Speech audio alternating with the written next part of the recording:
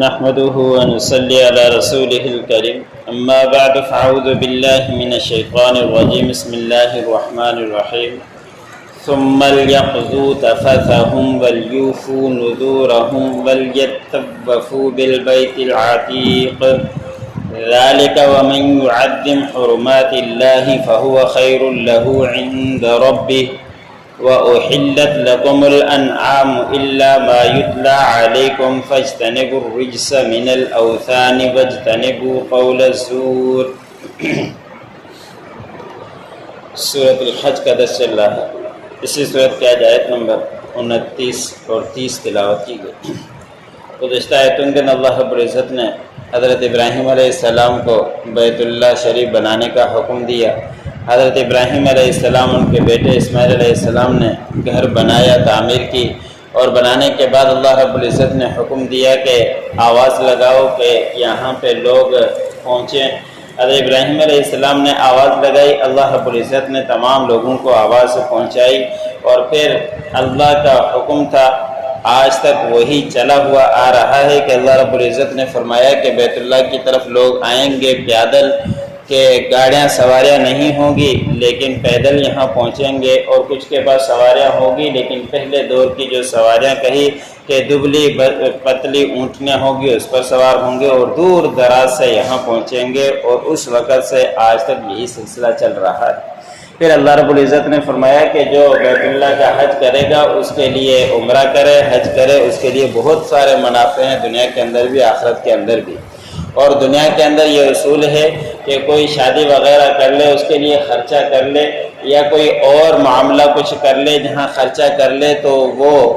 اس طرح ہو سکتا ہے کہ وہ غریب ہو جائے، محتاج ہو جائے، اس کے پاس کچھ بھی نہ ہو، لیکن یہ اللہ رب العزت کا اور آپ صلی اللہ علیہ وسلم کی حدیث مبارک ہے، جو حج کرتا ہے، عمرے کرتا ہے، وہ کبھی بھی محتاج نہیں ہو سکتا۔ اس دور کے اندر 12 سے 15 لاکھ روپے خرچ حج کے اندر آ رہا ہے، لیکن اگر کوئی یہ نیت کرے، جمع کر کے جائے، اور کبھی بھی غریب و محتاج نہیں ہو سکتا، اللہ رب العزت خود اس کو مالدار بنا دیں گے۔ کوئی ایسا آج تک سننے میں نہیں آیا کہ فلاں بندہ حج کرنے کے لیے گیا تھا، پیسے نہیں تھے، لیکن حج کر کے آیا تو اس کے بعد محتاج ہو گیا، دوسروں کا کھانے کے لیے کچھ بھی نہیں، ایسا کہیں بھی نہیں ملتا۔ اس طرح کے بہت سارے ملتے ہیں کہ گھر بنایا، شادیاں کی، قرضے لیے، وہ قرض کا محتاج ہو گیا، کھانے کا محتاج ہے، اس طرح کے تو ملتے ہیں، لیکن کوئی حج کر آئے، عمرہ کر کے آئے، وہ محتاج ہوا ہو، ایسا کبھی بھی نہیں ہوا۔ پھر اسی لیے اللہ رب العزت نے فرمایا کہ جو اس طرح کے حج کرے گا تو اس کے لیے اللہ رب العزت دنیا کے اندر بھی منافع دیں گے، آخرت کے اندر بھی منافع دیں گے۔ پھر آج کے آیت میں اللہ رب العزت نے فرمایا کہ جب تم لوگ حج کے ارکان مکمل کر لو، اور اس کے بعد اب تمہیں یہ ہے کہ تمہارے اوپر میل کچیل لگ گیا ہے، اس کو صاف کر لو، کیونکہ احرام کی حالت میں صابن نہیں استعمال کر سکتے، خوشبو استعمال نہیں کر سکتے، کپڑے سلے ہوئے نہیں پہن سکتے، تیل نہیں لگا سکتے، کنگھی نہیں کر سکتے، تو تھوڑی پابندیاں ہیں۔ اس پابندی کی بنا پر میل کچیل جسم پر لگ جاتا ہے، انسان نہیں نہائے 2-3 دن تو اس کے لیے بھی جسم کے اندر میل کچیل خرابی آ جاتی ہے، بال خراب ہو جاتے ہیں، چہرہ خراب ہو جاتا ہے۔ تو اللہ رب العزت نے فرمایا کہ اب تمہارے اوپر میل کچیل لگ گئی ہوگی، اب اس کو صاف کرنے کی اجازت ہے جب تم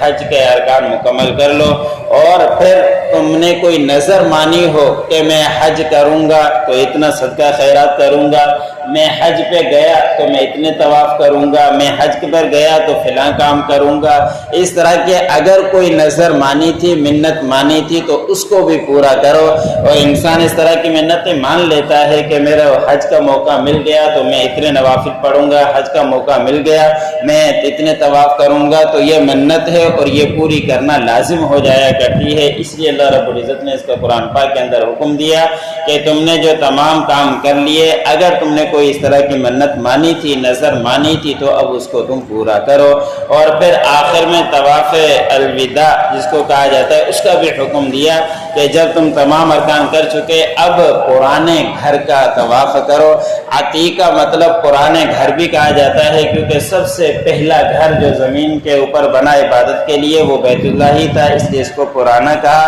اور دوسرا عتیقہ مطلب یہ ہے کہ آزاد کیا ہوا، کہ اس کو کوئی بھی بری نظر سے نہیں دیکھ سکتا اور کوئی نیت بھی کرے اس کو بگاڑنے کی اس کو بگاڑ نہیں سکتا، تو اللہ رب العزت نے اسے آزاد کیا ہوا ہے۔ ابرہ نامی ایک شخص جو اس کو بیت اللہ کو ختم کرنے کی نیت سے گیا تھا، اپنا لشکر لے کر وہاں قریب پہنچا تھا، تو اللہ رب العزت نے بیت اللہ کی حفاظت کی معمولی سی پرندے سے، جس کا تذکرہ قرآن پاک کے اندر موجود ہے کہ معمولی سے پرندے آئے جن کے چونچ کے اندر اور پنجوں کے اندر معمولی سی کنکریاں تھی، جو وہ ہاتھوں کا لشکر لے کر بیت اللہ کو گرانے کے لیے آیا تھا، نعوذ باللہ، تو اللہ رب العزت نے ان کنکریوں کے ذریعے معمولی سی پرندوں کے ذریعے ان کے بیڑا غرق کر دیا اور سارے کے سارے تباہ برباد ہو گئے۔ کہ معمولی سی کنکری ہاتھی پر گرتی تھی تو ہاتھی مر جاتا تھا، اور اس کے اوپر سوار کے اوپر گرتی تھی وہ سوار بھی مر جاتا تھا۔ تو یہ معمولی سی، جب اللہ رب العزت کسی سے مدد لینا چاہے تو اللہ رب العزت کو کسی بڑی چیزوں کی مدد کی ضرورت نہیں ہوتی،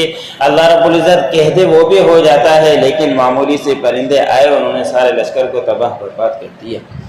تو اللہ رب العزت نے فرمایا کہ پرانا گھر بھی کہا جاتا ہے، اس لیے اس کو آزاد بھی کہا جاتا ہے، اس کو کوئی بھی نقصان نہیں پہنچا سکتا۔ پھر اللہ رب العزت نے فرمایا کہ جو کوئی تعظیم کرے اللہ کی عزت والے مقامات کے، اس میں منی، مزدلفہ، عرفات، یہ تمام چیزیں اللہ رب العزت کی عزت کی چیزیں ہیں، اللہ کے گھر، مساجد، یہ تمام چیزیں عزت کی ہیں، ان کی تعظیم کرنا ہر مسلمان کے اوپر لازم ہے، فرض ہے، اور جو اس کی تعظیم نہیں کرے گا وہ اللہ کی عزت کی ہوئی چیزوں کی تعظیم نہیں کرے گا، اس کی بھی ممانعت ہو گئی۔ پھر اللہ رب العزت نے فرمایا کہ بہتر ہے تمہارے لیے جو کچھ اللہ رب العزت کے پاس ہے، تم نے حج کر دیا، اب ان چیزوں کی تعظیم بھی کر دی اور آخری گھر کے طواف بھی کر لیا، تو اللہ رب العزت کا اس کے اوپر شکر ادا کرتے رہو۔ پھر اللہ رب العزت نے آخر میں جانوروں کے بارے میں بیان فرمایا کہ کچھ جانور ایسے ہیں جو تمہارے لیے حلال ہیں، ان کو تم ذبح کر سکتے ہو، مگر یہ کہ جن چیزوں کا تمہارے اوپر تلاوت کی گئی، جو صورت اعراف کے اندر، صورت مائدہ کے اندر غالباً گزرا، کہ جو جانور ایسے ہیں ان کی پہلے تلاوت کی جا چکی ہے وہ تمہارے اوپر حرام ہیں۔ ان میں سے کچھ یہ کہ کوئی پہاڑ سے نیچے گر گیا، کوئی گاڑی کے ٹکر سے مر گیا، کوئی جانور ایک دوسرے کو سینگ مارنے کی وجہ سے مر گئے، یا کوئی گھلا گھونٹ کر مر گیا جس کو ذبح نہیں کیا گیا تھا، تو ایسے جانور حرام ہیں، ان کو کھانا جائز نہیں ہے۔ پھر اللہ رب العزت نے فرمایا کہ اپنے آپ کو بتوں سے بچاؤ، وہ گندگی ہیں، بت گندگی ہیں، اس سے اپنے آپ کو بچاتے رہو، ان کے قریب بھی ہرگز مت جاؤ، کیونکہ زمانہ جاہلیت کے اندر کوئی درختوں کو چونا لگا دیتا، اس کی پوجا کرتا، کوئی اپنی طرف سے پرانے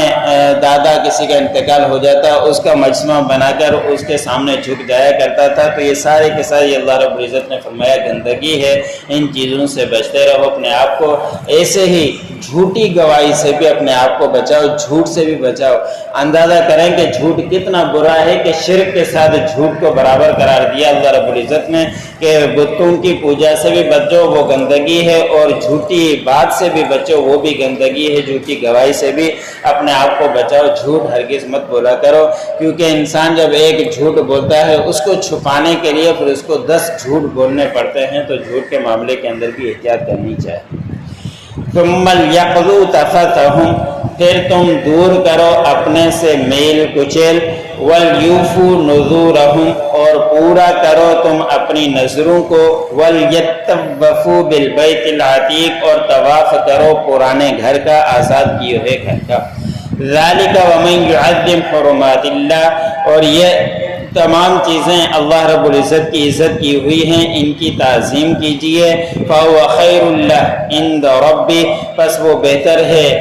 اس کے پاس اپنے رب کی طرف سے۔ وَأُحِلَّتْ لَكُمُ الْأَنْعَامُ، اور حلال کی گئی تمہارے لیے چوپائے جانور، إِلَّا مَا يُتْلَى عَلَيْكُمْ، مگر وہ جو تمہارے اوپر تلاوت کی گئی وہ حرام ہیں، ان کا کھانا جائز نہیں۔ فَاجْتَنِبُوا الرِّجْسَ مِنَ الْأَوْثَانِ، پس تم بچو گندگی، بتوں کی گندگی سے۔ وَاجْتَنِبُوا قَوْلَ الزُّورِ، اور تم بچو جھوٹی گواہی سے۔